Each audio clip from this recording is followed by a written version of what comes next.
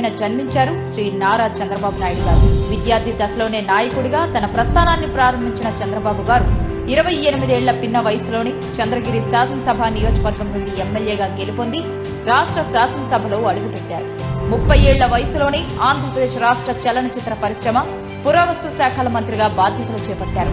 1995 September 1న ఉమ్మడి ఆంధ్రప్రదేశ్ ముఖ్యమంత్రిగా ఆయన ప్రమాణ స్వీకారం చేసే నాటికి శ్రీ నారా చంద్రబాబు నాయుడు గారి వయసు 45 ఏళ్లు. ప్రజలు వేరు, ప్రభుత్వం వేరు కాదని, ప్రజలే ప్రభుత్వమని అంటూ ప్రజల వద్దకు పాలనను తీసుకెళ్లిన మొదటి ముఖ్యమంత్రి ఆయన. చంద్రబాబు గారు అధికారం చేపట్టే నాటికి ఆనాటి రాష్ట్ర ఆర్థిక పరిస్థితులు అనుకూలంగా లేవు. అలాంటి పరిస్థితుల్లో సంపద సృష్టి అనే సరికొత్త పంథాన్ని ఎన్నుకున్నారు చంద్రబాబు. అదే సమయంలో ప్రభుత్వంలో ఉన్న 47 కీలక శాఖలను నిరంతరం పర్యవేక్షిస్తూ ఫైళ్ల క్లియరెన్స్ వారోత్సవాలు నిర్వహించి ప్రభుత్వ యంత్రాంగంలో పని సంస్కృతిని పెంచారు. ప్రజలకు వేగంగా, నాణ్యంగా, పారదర్శకతతో కూడిన సేవలు అందించేందుకు అంకురార్పణ చేశారు. భారీ వర్షాలు, తుఫాన్లు సంభవించిన ప్రాంతాలకు 24 గంటల వ్యవధిలోనే ముఖ్యమంత్రి చేరుకుని పరిస్థితులు సాధారణ స్థితికి చేరే వరకు అక్కడే మకాం వేసేవారు. దీంతో పనిచేసే ముఖ్యమంత్రి అనే పేరును చంద్రబాబు పొందారు. జన్మభూమి, శ్రమదానం అంటూ అభివృద్ధిలో అన్ని వర్గాల ప్రజలను భాగస్వాములను చేశారు. స్వచ్ఛ ఆంధ్రప్రదేశ్ కు ఆనాడే బీజం వేశారు.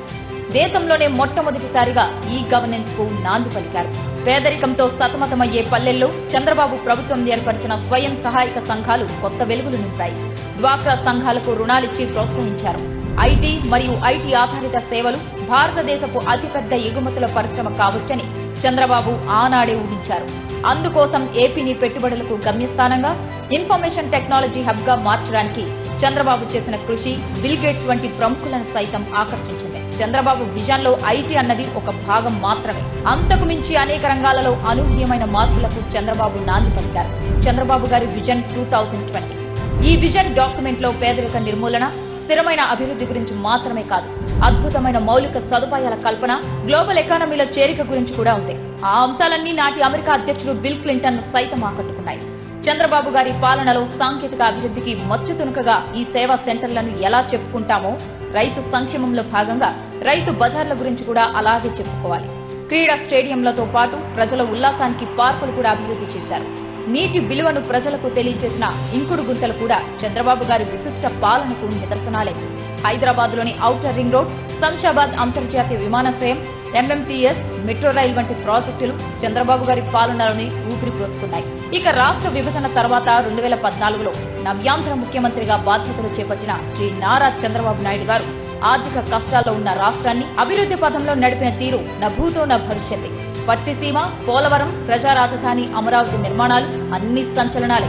కియా వంటి పరిశ్రమలను తెచ్చి ఆంధ్రప్రదేశ్ రాష్ట్ర వ్యాప్తంగా నాటిన పారిశ్రామిక అభివృద్ధి బీజాలు అభివృద్ధి వికేంద్రీకరణకు, సంపద సృష్టికి తార్కాణాలు.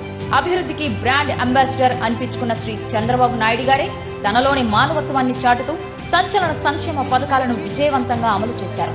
పింఛన్ల విషయాన్నే తీసుకుంటే అన్న ఎన్టీఆర్ 1984లో 30 రూపాయల పింఛనిస్తే చంద్రబాబు గారు 1995లో మొదటిసారి ముఖ్యమంత్రి కాగానే 75 రూపాయలు చేశారు. అలాగే 2014లో 200 ఉన్న పింఛన్ని 5 ఏళ్లలో 2000 అంటే 10 రెట్లు పెంచారు. పింఛన్లను ఇవ్వడాన్ని ఒక సామాజిక బాధ్యతగా భావిస్తారు చంద్రబాబు.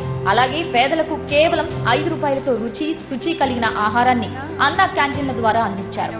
ఆయన చేసిన రైతు రుణమాఫీ ఒక చరిత్ర. ప్రజలను సరైన ప్రగతి వైపు నడిపించాలంటే ఆ లీడర్ కు ఒక విజన్ ఉండాలి.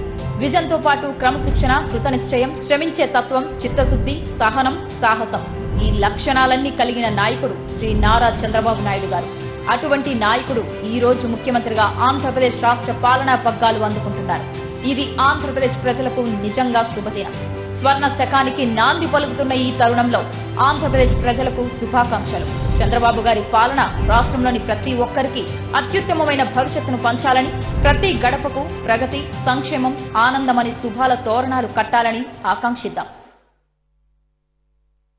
ఓసారి చప్పట్లతోటి మనం వెల్కమ్ చేయాల్సింది, స్వాగతం పలకవలసింది. గత 10 ఏళ్లలో తనకంటూ ఒక ప్రత్యేకతను సంతరించుకున్నారు తండ్రికి తగ్గ తనయుడు. 5 ఏళ్ల కీలక శాఖలకు ముఖ్యమంత్రిగా నవ్యాంధ్రకు పెట్టుబడుల కలను తీసుకొచ్చిన లోకేష్ గత 5 ఏళ్లుగా ప్రతిపక్షానికి చిరునామాగా నిలిచారు. తండ్రి కార్యదక్షత, పిలుపుతో యువగళం స్ఫూర్తిగా రాష్ట్రమంతటా యువతలో చైతన్యాన్ని తీసుకొచ్చారు.